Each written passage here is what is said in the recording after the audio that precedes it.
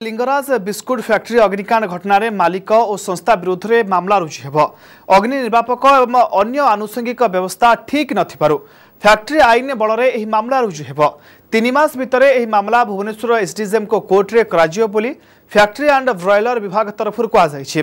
पूर्वर एने संपृक्त संस्था को सचेतन करपटे घटना पर बिस्कुट फैक्ट्री बंद हो जाइथिबारु सेठारे काम करुवा 460 जन कर्मचारी एवं हताश हो पड़ते।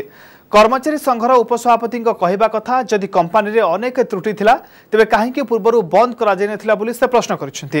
एथिसहित तदंत शीघ्र सारिबाकू सेमाने दाबी करिसेंती।